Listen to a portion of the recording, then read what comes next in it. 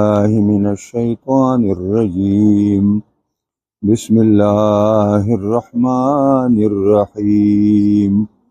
ويستعجلونك بالعذاب ولولا أجل مسمى لجاءهم العذاب وليأتينهم بغتة وهم لا يشعرون.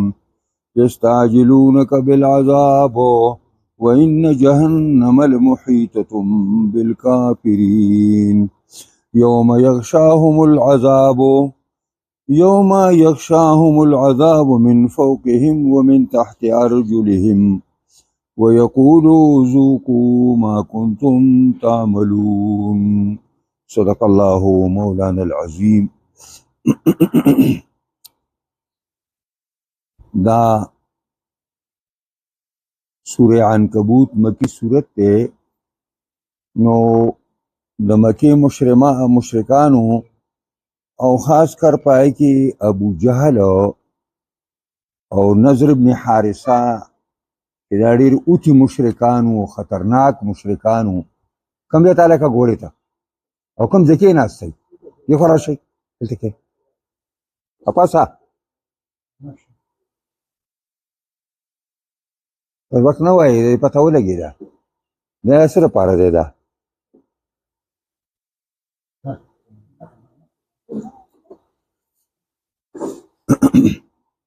دا خاص کر دا دولو شیطانان چې یو ابو جهل دی او بل نضر ابن حارثه دی دوی د نبی علیہ السلام نه دا مطالبه وکړه چې بلکې د الله تعالی نه دا مطالبه وکړه او دا شی ویلي کہ اللهم ان كان هذا هو الحق من عندك فامطر علينا حجارة من السماء او ائتنا بعذاب الیم. دا دی قرآن کی شتا کرا دا مطالبه ابو جهل او نضر ابن حارثہ او دا غمرګورو کړو دا الله نه کہ اللهم اے زمونږ پروردگار که چېرې دا قرآن او دا پیغمبر ستاره طرف حقی او مونږ یې نه منو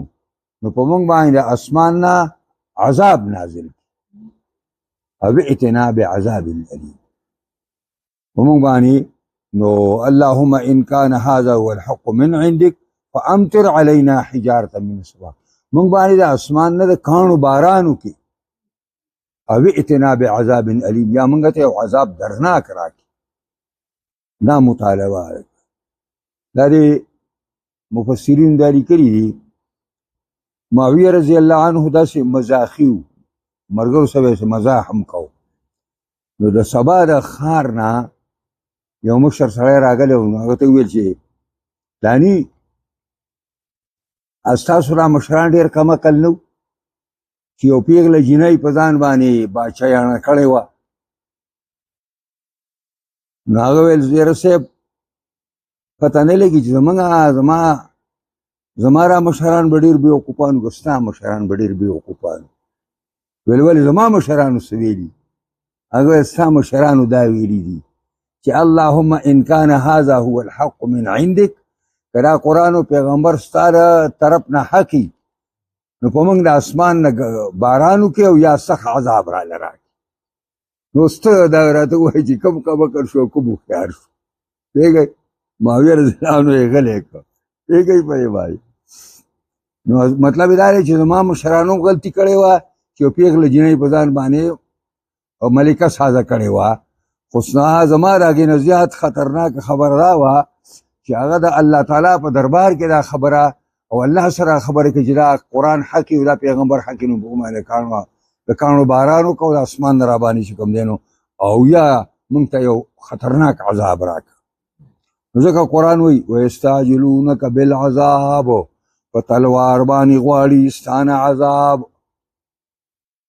ولولا اجل مسمى که نه وی یو نیټه مقرره د هر یو څیز دپاره لجاءهم العذاب نو راغلی به دوی ته عذاب ولیاتینهم بغتة او خامخا به راځي دوی ته عذاب ناڅاپه وهم لا یشعرون او دوی به نه پوهېږي. دا دوی عذابونه غواړي او په ډېر زور شور باندې غواړي خو د هر شي دپاره الله تعالی یو میعاد او یو ټیم مقرر کړی دی چې هغه کار د هغه میعاد نه او د وخت مقرر نه یو سکند نه مخکې کېږي او نه وروسته کېږي. نو که چېرته اجل مسما نه وی او د دوی د عذاب دپاره یو نیټه مقرره نه وی نو لجاءهم العذاب، بیا به په دوی باندې خامخا عذاب راته. دا د عذاب مستحق دي، خو چې د عذاب نه راځي نو لا ټیم یې نه دی راغلی. چې د عذاب نه راځي نو الله رب العزت رحیم دی، نو دوی له مقور کوي. کېدی شي دي کې بعضې کسان مسلمانان شي او بعضې نه. په فتح مکې په ورځ باندې 2000 کسان مسلمانان شي، هغه وتي کافر هم مسلمانان شو. نو په بدر کې خو یو څو چند کسان صنادید قریش ووجلی شو، کوم چې هغه کټاس مشرکان هغه ووجلی شو، نور باقي خو مسلمانان شو. نو هغوی خو عذاب غوښته چې عذاب راول او موږ کچه بچه هلاک کا. او بیا الله رب العزت فرمایي چې څوک د عذاب کارونه کوي او د عذاب مستحقینو عذاب به پې ضرور راځي. خو د هغې ټیم دی او دا عذاب چې راځي نو دا داسې نه دی چې الله تعالی ورته مخکې دغه وځلی چې دغه عذاب در روان دی. عذاب چې راځي نو اچانک به عذاب راځي چې دوی په ځان پوهېږي نو عذاب به په سر باندې شروع او دوی به پې پوه هم نه چې د کوم طرف نه موږ دره عذاب راغی او څنګه راغی. وليأتینهم خامخا به راشي دوی ته دا عذاب بغتتن اچانک او ناڅاپه وهم لا يشعرون او دوی به پې نه پوهېږي. یستعجلونک بالعذاب، دوی په تلوار باندې غواړي ستانه عذاب لره او تا ته دا وایي چې که ته رښتینی پیغمبر او دا قرآن د الله رښتیا کتاب وي نو زه عذاب راوله که نه. عذاب ولې نه راځي؟ او الله فرمایي چې ناشنا ته تعجب خبره ده که نه، چې یو کس دی د هغه په باره کې دا فیصله ده چې دا سترګې پټېدل او جهنم کې به یې راګیری او د جهنم عذاب به ترې نه چاپېری او دغه بدقسمته لګیا دی په دې دنیا کې هم دا مطالبې کوي چې عذاب راوله عذاب راوله، حالانکې دغه بدقسمته سترګې پټېدله او په جهنم کې به پروت او د هر طرف ته د اور راتاو شوی. یستعجلونک بالعذاب، په تلوار باندې غواړي دا بدقسمته عذاب لره. او وان جهنم لمحیطة بالکافرین، حال دا دی چې یقینا جهنم ګیره اچونکی دی په کافرانو باندې. دا کافرانو نه راتاو شوی دی، کافرانو نه چاپېره به او کافران به په دې منځ کې پراته وي. یوم یغشاهم العذاب، هغه ورځ لږه رایاده کوي چې پټوي به دوی لره عذاب الهي، دا د قیامت مسله. هغه ورځ لږه یاده کوي چې پټوي به دوی لره عذاب من فوقهم، د پورته طرف نه، او ومن تحت ارجلهم، او لاندې د خپو د طرف نه. مطلب دا دی چې عذاب به په دوی باندې راشي، هم به د پورته طرف نه وي، هم به د خپو طرف نه وي، هم به ښي طرف ته وي، هم به ګس طرف ته وي، هم به مخې ته وي، هم به شاته. د هر طرف نه به عذاب ګیره اچولي او هغه جبار او زورور خدای به ورته ووایي ویقولو ذوقوا ما کنتم تعملون، بدماشانو اوسکئ هغه شی اوسکئ چې تاسو عمل کړی دی، چې هغه شرک او کفر دی، معاصي او ګناهونه دي،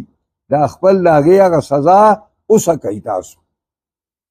نو دې ترجمو ته ګورئ، ویستعجلونک بالعذاب، په تلوار غواړي پیغمبر ستانه عذاب، ولولا اجل مسمی، که نه وی نیټه مقرره، د دې د عذاب د راتلو دپاره لجاءهم العذاب نو خامخا راغلی به دوی ته عذاب ولیاتینهم بغتة او خامخا به راځي دوی ته عذاب اچانک او ناڅاپه وهم لا یشعرون او دوی به پرې نه پوهېږي چې د کوم طرفه راغی یستعجلونک بالعذاب په تلوار باندې غواړي دوی عذاب لره وان جهنم لمحیطة بالکافرین او یقینا جهنم ډېر اچونکی دی په کافرانو باندې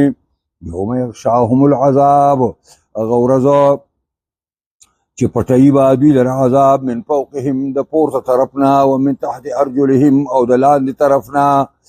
ویقولو به وایي ورته الله رب العزت ذوقو اوسکئ دا ذوقو ذوق په خوږ شي کې راځي خو چونکې دې ټول عمر د الله په دین پورې د الله په پیغمبر پورې د الله په نیکانو بندیانو پورې ګپ لګولې ټوکې کړي نو الله ورپورې ټوکې کوي ذوقو اوسکئ ما کنتم تعملون هغه چې تاسو عمل کړی د هغې جزا او د هغې نتیجه اوسکئ دا د دې آیاتونو ترجمه او مختصره تشریح وه دې کې یو درې خبرې مخې ته راغلې یو مشروعیت التعجب چې تعجب مشهور هغه چې کوم دی دا یو امر مشروع دی اذا وجدت اسبابه الحامله علیه کله چې هغه اسباب موجود شي چې هغه سړي له تعجب راولي نو تعجب جایز دی ځکه الله پیغمبر ته وایي ته د دې نه تعجب کوي تعجب وکړې دي نه دا وان تعجب فعجب قولهم که ته د دې نه د تعجب د دې نه کوي نو دې قول چې کوم دی نو دا تعجب خیز دی تعجب دې ته وایي چې انفعال النفس عند ادراک الامر الغریب تعجب څه ته وایي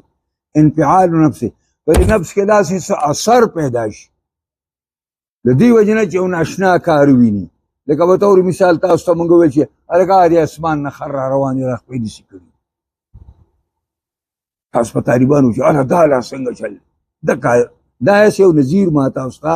یو مثال مې دله درکړ چې تعجب څه ته وایي انفعال النفس عند ادراک الامر الغریب په نفس کې داسې یو تأثر پیدا شي د دې وجې نه چې یو ناشنا شی وویني نو مشروعیت التعجب اذا وجدت اسبابه الحامله علیه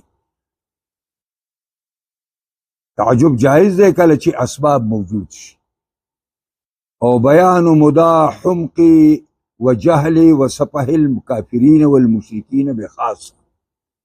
په دې آیاتونو کې دویمه مسله ده چې انتهایی احمقان جاهلان او سپیحان او بیعقله کافران او مشرکان دي په دنیا کې ډېر سپیح مشرک دی کافر دی او ډېر کمعقل دي چې اور ته ور روان دي او ښه خوشحاله دي او نمبر 3 بیان ان تاخیر العذاب لم يكن عن عز دا چې عذاب نه راځي نو الله له دې نه کمزوری نه دی یعنی عذاب نشي راوستی وانما هو لنظام دقیق دا د یو نظام جوور او باریک باندې دا بنا ده اس کل شيء له اجل محدد د هر یو شي لپاره یو نیټه مقرره ده لا يتقدم ولا يتأخر هغې نه ذره بر نه مخکې کېدی شي او وروسته کېدی شي هر شي لپاره الله ټیم مقرر کړی دی تر هغې نه مخکې هغه خلک کار غواړي الله نه کوي هغه ځکه د الله سره خبرې نه بدلیږي ما يبدل القول لدي وما انا بظلام للعبید پر قرآن کې بل ځای کې ذکر دی زما سره الله وی خبرې نه بدلیږي زه چې کومه خبره وکړم دو ټوک او اخري خبره یې بس ابه بدلیږي نه بیا الله دې موږ تاسو په قرآن عظیم الشان کتاب باندې پوهې کړي دې سره سره دې الله موږ له په دې باندې د کامل مکمل عمل کولو توفیق راکړي دعا وکړئ الله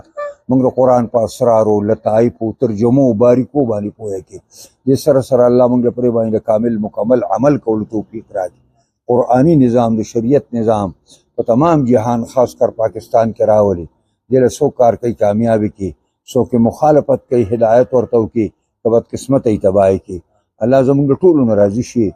او د باران لپاره په اخلاص دعا وکړي چې الله د خیر او د رحمت باران به قدر حاجت وکړي. یا الله د خیر او د رحمت باران به قدر حاجت وکړي. یا الله د خیر او د رحمت باران به قدر حاجت وکړي. الله موږ د زموږ د ګناهونو د وجې نه باران مه بندوي. الله د خیر او د رحمت باران وکړي، به قدر حاجت یې وکړي. یا الله زموږ د ټولو نه راضي شي. خدای خاتمه زموږ د ټولو په ایمان کې